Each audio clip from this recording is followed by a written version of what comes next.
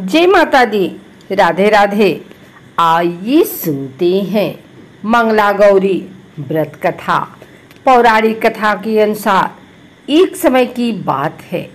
एक शहर में धर्मपाल नाम का एक व्यापारी रहता था। उसकी पत्नी काफ़ी खूबसूरत थी और उसके पास काफ़ी संपत्ति थी, लेकिन उनकी कोई संतान नहीं होने के कारण वे काफ़ी दुखी रहा करते थे। ईश्वर की कृपा से उनको एक पुत्र की प्राप्ति हुई, लेकिन वह अल्पायु था। उसे यह श्राप मिला था कि 16 वर्ष की उम्र में सांप के काटने से उसकी मौत हो जाएगी। संयोग से उसकी शादी 16 वर्ष से पहले ही एक युवती से हुई, जिसकी माता मंगला गौरी व्रत किया करती थी। परिणाम स्वरूप उसने अपनी पुत्री के लिए एक ऐसे सुखी जीवन का आशीर्वाद प्राप्त किया था, जिसके कारण वह कभी विधवा नहीं हो सकती थी। अतः अपनी माता के इसी व्रत के प्रताप से धर्मपाल की बहू को अखंड सौभाग्य की प्राप्ति हुई। इस वजह से धर्मपाल के पुत्र ने 100 साल की लंबी आयु प्राप्त की। तभी से ही मंगला गौरी व्रत की शुरुआत मानी गई है। इस कारण से सभी नवविवाहित महिलाएं इस पूजा को करती हैं तथा गौरी व्रत का पालन करती हैं और अपने लिए एक लंबी, सुखी तथा स्थायी वैवाहिक जीवन की कामना करती हैं। जो महिला उपवास का पालन नहीं कर सकती, वे भी कम से कम पूजा तो करती ही है। इस कथा को सुनने के बाद विवाहित महिला अपनी सास तथा ननद को 16 लड्डू देती है। इसके बाद वे यही प्रसाद ब्राह्मण को भी देती हैं। इस विधि को पूरा करने के बाद व्रती 16 बाती वाले दिए से देवी की आरती करती हैं। व्रत के दूसरे दिन बुधवार को देवी मंगला गौरी की प्रतिमा को नदी या पोखर में विसर्जित कर दी जाती है।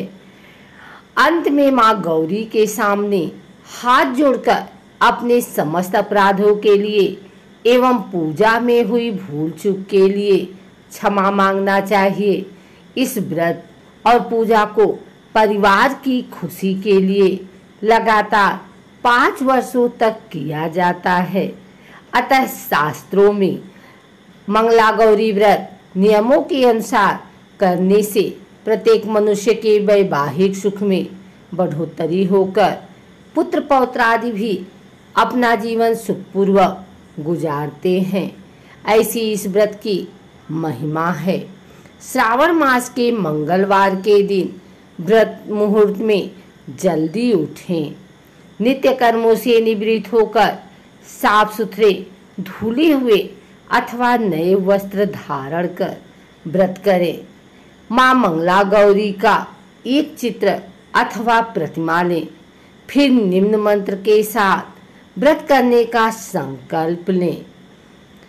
मैं अपने पति, पुत्र, पौत्रों, उनकी सौभाग्य वृद्धि एवं मंगला गौरी की कृपा प्राप्ति के लिए इस व्रत को करने का संकल्प लेती हूँ।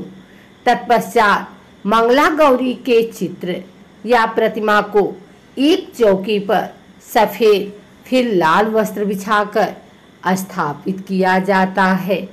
प्रतिमा के सामने एक घी का दीपक आटे से बनाया हुआ जलाएं। दीपक ऐसा हो जिसमें 16 बत्तियां लगाई जा सकें। माता के पूजन के पश्चात उनको सभी वस्तुएं 16 की संख्या में होनी चाहिए। 16 मालाएं, लौंग, सुपारी, इलायची, फल, पान, लड्डू, सुहाग की सामग्री, 16 चूड़ियाँ तथा मिठाई अर्पण करें। इसके अलावा 5 प्रकार के सूखे मेवे, 7 प्रकार के अनाज, धान्य जिसमें गेहूँ, उड़द, मूंग, चना, जौ, चावल और मसूर आदि चढ़ाएं।